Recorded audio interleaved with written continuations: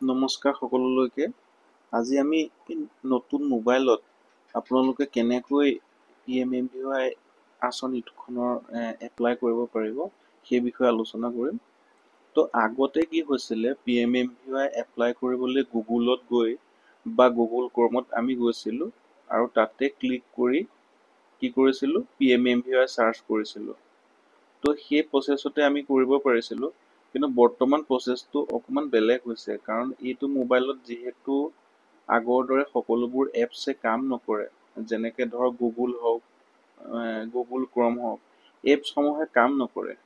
এতিয়া গুগল ক্ৰমটো মই খুলিছোঁ, কিন্তু তাতে যেতিয়া মই চাৰ্চ কৰিছোঁ PMMVY WCD লগইন, তো কি আহে চাবচোন। এইটো দেখা পাইছেনে? www.google.com is blocked। তো এনেদৰে আহে। কিন্তু আগৰ যোনবিলাক মোবাইল আছিলে, সেই মোবাইলবিলাকত এনেদৰে নাহিছিলে।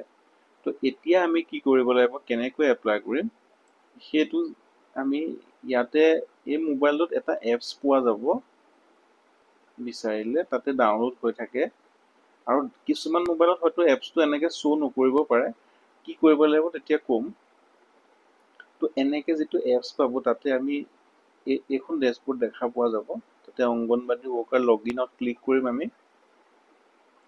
ক্লিক কৰাৰ পিছত এইটো পেজ আহিব, তাতে লগইন কৰিম। ইয়াতে আমাৰ ইউজাৰ আইডি আৰু পাছৱৰ্ড দিব লাগিব। ইউজাৰ আইডি পাছৱৰ্ডটো সকলোৱে জানেই ধৰক নিজৰ। তো ইউজাৰ আইডি পাছৱৰ্ড দিলোঁ, লগইন কৰিলোঁ, লগইন অপশ্যন ক্লিক কৰিলোঁ। তেতিয়া এইটো OTP আহিব, এইটো ভেৰিফাই কৰিম আমি। ক্লিক কৰিলোঁ, চাওক ভেৰিফাই কৰাৰ পিছত এইটো এটা OTP আহি গৈছে। এইটো OTPটো আমি ইয়াতে এণ্টাৰ কৰিম। OTP এণ্টাৰ কৰাৰ পিছত ভেলিডেট যোনটো অপশ্যন আছে, ভেলিডেট অপশ্যনত ক্লিক কৰিব লাগিব। OTPটো এণ্টাৰ কৰিলোঁ, ভেলিডেট অপশ্যনত ক্লিক কৰিলোঁ। তো ইয়াতে এখন ফৰ্ম আহি যাব। এতিয়া এইখন আহি গৈছে মেইন ডেছবৰ্ডটো। তো ইয়াতে আমি ডাটা এণ্ট্ৰি ছেকশ্যনত গৈ ডাটা এণ্ট্ৰিত অকণমানিকা আঁচ এডাল আছে যে, তাতে ক্লিক কৰিব লাগিব। বেনিফিচিয়াৰী ৰেজিষ্ট্ৰেশ্যন, বাকীখিনি প্ৰচেছ সকলোৱে হয়তো জানিবই। তো ইয়াতে ফৰ্মখন ওলাই যাব। তো ইয়াতে এটা এনেকৈ তললৈ আপোনালোকে আহি যাব। তো বাকীখিনি ছেমেই আছে, খালি ইয়াতে যোনখন ফটো আপলোড, তাতে অকণমান এটা প্ৰব্লেম হ'ব পাৰে। ফটো আপলোডৰ যোনটো ছেকশ্যন আছে, তাতে ক্লিক কৰি ফটোখন যেতিয়া কেমেৰাত মৰা হয়, এই মোবাইলটোৰ কেমেৰাটো যথেষ্ট ভাল। আৰু ফটো এখন ধৰক মই এক্সাম্পলৰ কাৰণে মাৰিছিলোঁ, মাৰোঁতে কি হৈছে, MBটো বেছি হৈ গৈছে। তো মই এটা স্ক্ৰীনশ্বট লৈ লৈছোঁ, দেখিলেনে? স্ক্ৰীনশ্বট কেনেকৈ ল'ব পাৰে দুটা প্ৰকাৰে। প্ৰথম ছিষ্টেমটো আছিলে এনেকৈ ওপৰৰ পৰা টানি দিলে হৈ যায়, আৰু দ্বিতীয় ছিষ্টেমটো হৈছে আমাৰ যোনটো পাৱাৰ বুটন আছে আৰু ভলিউম মানে কমোৱা যোনটো চুইচ আছে, সেই দুইটা একেলগে প্ৰেছ কৰিলে স্ক্ৰীনশ্বট হৈ যায়।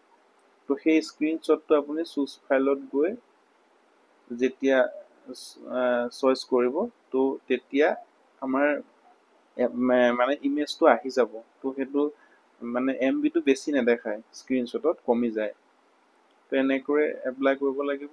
আৰু ছেকেণ্ড যোনটো প্ৰব্লেম থাকিব পাৰে, সেইটো যোনটো আমাৰ PMMVY মোবাইলটো দেখাইছে এপছটো, সেই এপছটো হয়তো নেদেখাব পাৰে।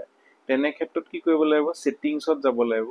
ছেটিংছত গৈ এপছত গৈ প্ৰধানমন্ত্ৰী মাতৃ-বন্দনা, তেতিয়া আপোনালোকে এনেকৈ দেখা পাব, ইয়াতে যেনেকৈ ওলাইছে। তাৰপিছত এইটো অ'পেন কৰি দিব লাগিব। অ'পেন কৰিলে আমাৰ এইটো পেজ আহি যাব। তাৰ ছেকেণ্ড অপশ্যনটো তেনেকৈ লগইন কৰিব পাৰিব। তাৰপিছতে আমাৰ হোৱাটছআপত এটা ন'টিফিকেশ্যন আপোনালোকে মানে গুৰুত্ব দিবলগীয়া, কাৰণ এইটো যদি আপোনালোকে নকৰে, মোবাইলটো অলপ হেং হোৱা নিচিনা হ'ব বা শ্ল' হ'ব পাৰে। তো এইটো কৰি থোৱাটো প্ৰয়োজন। আমি পোনপ্ৰথমে হোৱাটছআপটো খুলি ছেটিংছত যাম। ছেটিংছত যোৱাৰ পিছতে ক'ত যাম, storage and data. Storage and ডাটাত গৈ আমি কি কৰিম, when using মোবাইল ডাটা তো ইয়াতে ক্লিক কেইটা আমি আঁতৰাই অ'কে কৰিম।